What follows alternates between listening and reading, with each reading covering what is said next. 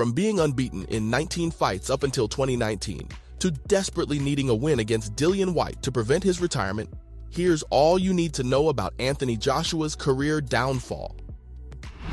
He was meant to be the face of heavyweight boxing for years to come. After all, he was the greatest youngster around. Anthony used to be a showman through and through. You might expect a guy of his size to be all slow and lumbering in the ring, but oh no, not him. He was like a bolt of lightning back in his prime. Watching his matches was always exciting because he didn't give you the chance to even blink.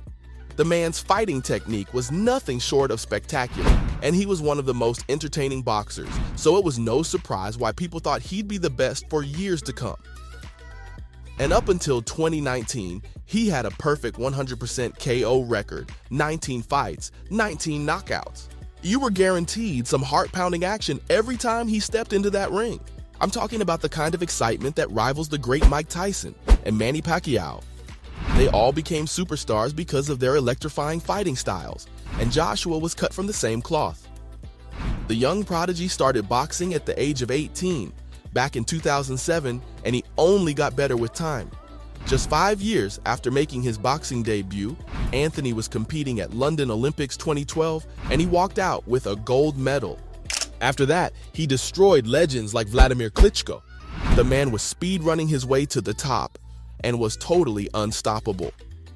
But all special stories have some twists and turns, and for poor Anthony, things just stopped going his way. When you're on top of the world, you can't help but get a little complacent. And that's exactly what happened to Joshua. In 2019, things changed for AJ, and they were never the same. He was at the top of his game going in to fight Andy Ruiz, who didn't have that big of a name back then, so it was a surprise to see the fight happen in the first place. Ruiz stepped in as a replacement for AJ's actual opponent, Jarrell Miller, and nobody could have expected the last-minute replacement to turn things on its head. AJ was considered to be the obvious favorite going into the fight. He had the range, the height, and the speed to demolish Ruiz. And if you asked anyone, AJ should have never ended up in the position he had. But it took a total of 4 knockdowns in 7 rounds before Anthony was declared the loser. AJ versus Ruiz was one of the biggest upsets in heavyweight history, and it hit Anthony hard, really hard. Can you imagine? His first professional loss in the ring, right when everyone least expected it. Joshua was never going to rest easy, and months later he found himself in the ring again with Ruiz. He wanted revenge, and he wasn't going to stop until he was satisfied, and he did win.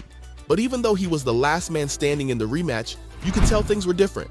That first loss, it left its mark on him. But what was the big change for Anthony? Well, when wrestlers or boxers lose a fight, you expect them to go on and work on what went wrong, fix things that they could have done better, and that's what Anthony did. Well, to some extent. Sure, he worked on what went wrong, but after that shocking loss to Ruiz, the criticism got the better of him, and he changed his fighting style. In the rematch, AJ did what he was supposed to. He made use of his larger wingspan and kept going at Andy from a distance, and he won! But if you asked people who followed AJ for a long time, they would all tell you how he didn't look like the same fighter. Joe Joyce, the great heavyweight contender, talked about how it looked like Joshua shed that speedy boxing master persona and took on a more cautious approach. It felt like Anthony was scared of getting hit, and he didn't want to get knocked out again. And I can't blame him. After experiencing a heavy loss, you'd want to be extra careful too, right? But hey, some fans missed that entertaining boxer they once knew, that's for sure. And things didn't exactly get easier for Joshua. He went up against the Ukrainian giant Oleksandr Usyk, and he lost twice. AJ had become a shell of his past self, and things weren't getting better for him either. In fact, it all got so bad that soon enough, he had fans calling for him to hang up his gloves. Joshua's journey in the world of boxing has been nothing short of epic. This guy's already won fame and fortune, and he's got the medals to prove it. But let me take you back to that one legendary night, the Joshua Klitschko fight. Joshua fulfilled all the expectations and went further than people expected, as he came back from the canvas to knock out Klitschko in the 11th round. But as many pros keep saying, the sport's not going to be that kind to him anymore. I won't sugarcoat it. Things have been a bit rocky for Joshua lately. Some say his skills have plateaued and he's lost 3 out of his last 6 fights. And you know what's concerning? He no longer has that fire in him, that willingness to go all out like he did against Klitschko.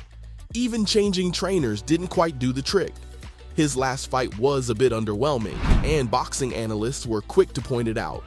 Paul Magno hit the nail on the head, comparing Joshua's cautious performance to a tank maneuvering around a tricycle for 36 long minutes. But you know what? Some people are saying he's got nothing left to prove.